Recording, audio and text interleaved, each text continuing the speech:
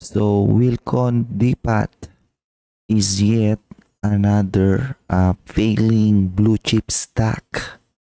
Ang tanong na rito is, meron ba tong pag-asa? Okay, kasi etong stock na to, I believe, madaming naipit dito na retail investor. That is the topic for this stock commentary. So, ba't ko nasabi na yung mga ganitong klase ng stock, madaming iniipit? Kasi ayan di ba? Kapag nagkakaroon siya ng mga ganitong magandang rally, especially mga tuloy-tuloy, ganon. Most retail investor hindi nila mapigilan yung kanilang sarili. Kating-kati mga yan na pumasok kaagad. Kasi the stock price is going up, maybe may something sa stock na yan and ayokong mapag-iwanan. Sasakay na ako, di ba? Mostly of retail investor, ganyan mag-isip. And then ako, as early as 2022, inanalyze ko na itong stock na to. And I've been very consistent na I think grossly overvalued yung company. So as early as June of 2022, nung nasa main index, 123 billion in market cap. The company will stop growing and mag-flat na lang siya, 11 pesos. So June of 2022, nandito rin dati and during that time, kino-consider ko na siya as grossly overvalued dito. Maski mag-grow siya, kahit mag-grow siya 16 to 18, still overvalued. And then 2023, ito na yung nakikitaan ng stagnating growth itong business na to. Pero nasa main index pa rin siya during this time. So March of 2023, malapit pa siya sa kanyang all-time high dati. And still, sinasabihin ko pa rin siya as overvalued. 14 dito. Ngayon kung mag-grow siya mid-single digit to double digit, still overvalued, 22 dito. So 22 to 18. So makikita nyo yung mga lumalabas sa aking valuation, doon siya nagtatap, doon siya nagsusupport. Ibig sabihin nun, gano'n ako kagaling. Joke lang, yun, but that's what you call valuation analysis. Kasi valuation analysis, yan yung nagdidictate paano gagalaw ang isang stock price. Not the technicals or not any other bullshits out there. In the long term, everything is all about valuation, intrinsic value. Ngayon, here's the problem. Fast forward na ng 2024, makikita nyo, flattish pa rin sila in growth pero nag-start ng mag-decline yung kanilang profitability.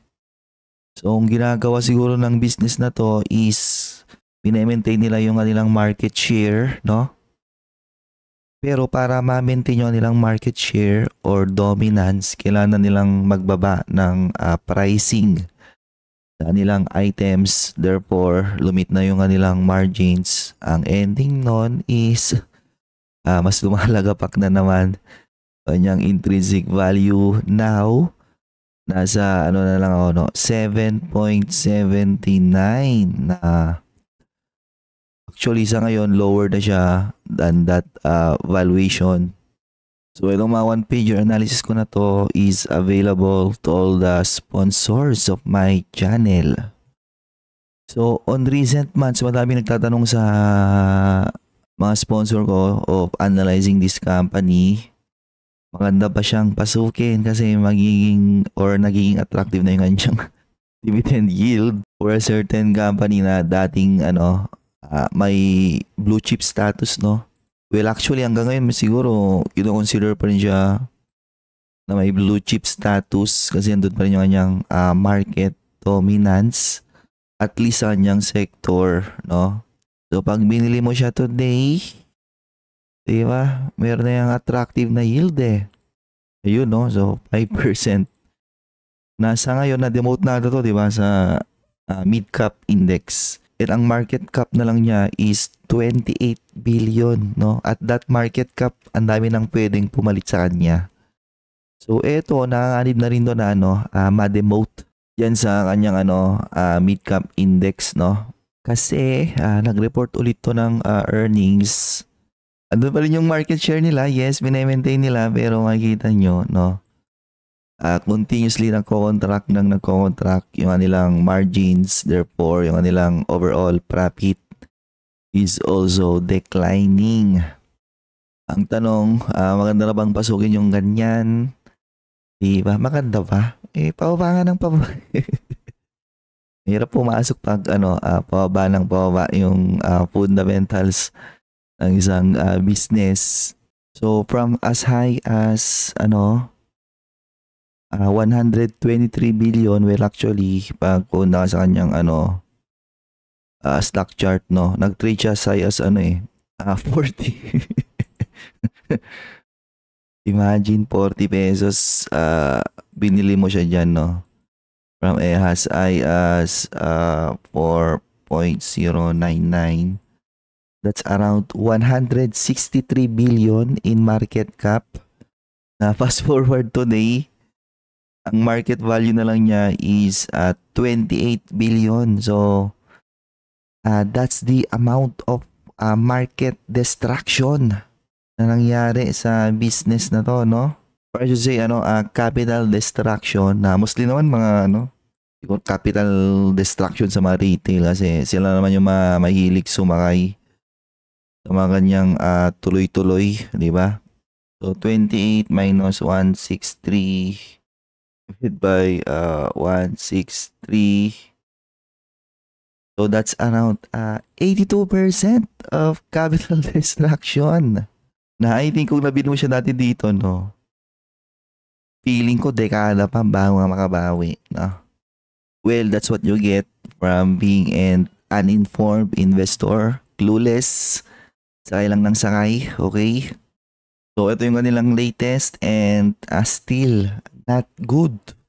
Kasi yung kung ano yung trend nila nung 2024, it's the same thing ng 2025. Na-try nilang i-maintain yung kanilang market share pero sinesale siguro nila lahat na nilang items.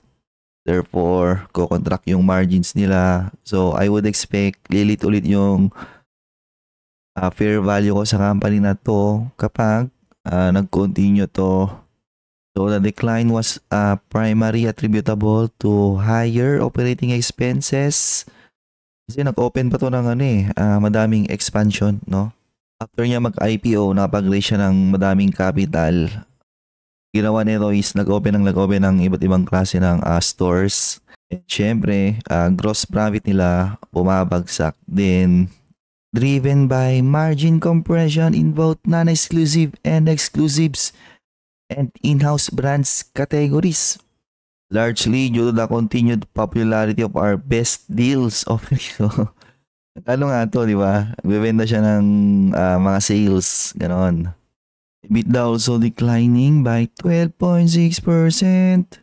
So assets, meron silang malaking short-term investment na 1.1 billion and a cash of 1 billion. So current asset nila is 19.2 pero a big part of that is inventories, no?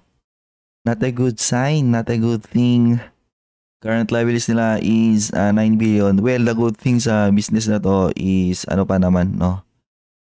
I believe hindi sila ganun kaipit on their obligation. Ito pala, no? Lease liabilities. 9 billion. And lulo pa ng lulo.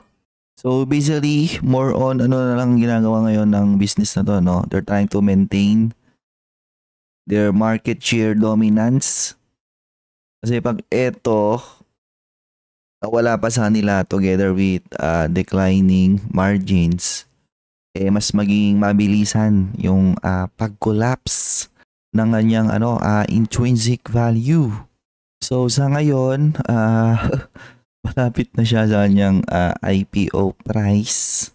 And I think more on na lang to, no? A potential reversal play kung meron, pero sa ngayon I think wala pa siyang signs of recovering, or as you say, signs of any recovery.